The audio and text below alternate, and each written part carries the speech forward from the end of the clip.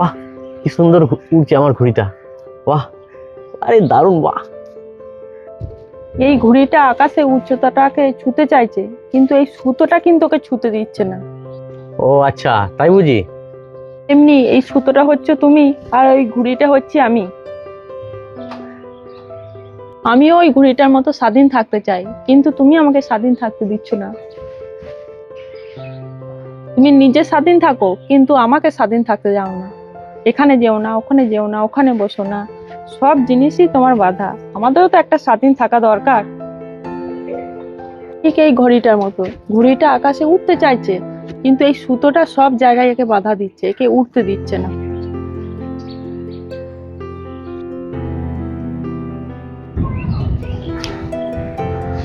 যা, আজ থেকে আজাদ।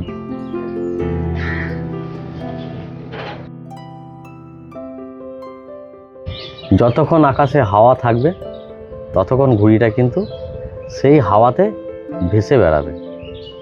যখনই হাওয়াটা বন্ধ হয়ে যাবে, আস্তে আস্তে ঘুড়িটা কিন্তু নিচের দিকে এমন মুখ গুজুরে পড়বে যে সে কিন্তু আর উঠতে পারবে না চাইলেও। ঘুড়িটা যখন নিচে একদম মাটিতে মুখ গুজুরে পড়ে থাকবে, তখন কত জনা আসবে, এসে তাকে নষ্ট করার চেষ্টা করবে, তাকে বরবাদ করার চেষ্টা করবে, তাকে ছিঁড়ে দেবে।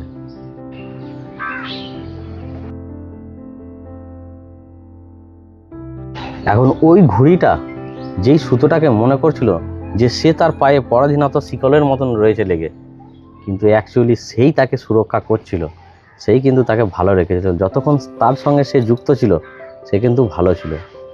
আমাদের সমাজেও ঠিক তেমনি, যাকে তুমি বেশি ভালোবাসবে, যাকে তুমি রোকটোক করবে, কোনো জিনিসে বারণ করবে, সে কিন্তু সেটাকে অন্য চোখে নিয়ে নেবে, ঠিক তুমি যেটা ভাবলে সেই রকম ধারা। কিন্তু আদৌ সেটা বাস্তবে নয়।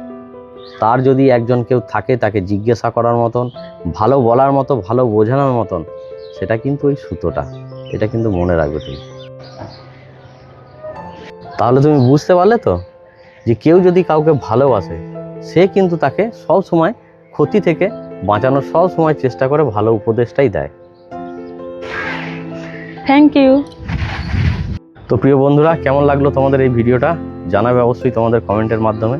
আর যদি আমাদের ভিডিওটা খুব ভালো লাগে তোমাদের, সকলকে শেয়ার করে দেখার সুযোগ করে দেবে। আর আমাদেরকে ভালো লাগে আমাদের চ্যানেলটাকে ফলো করে আমাদের সঙ্গে থাকবে। অসংখ্য ধন্যবাদ।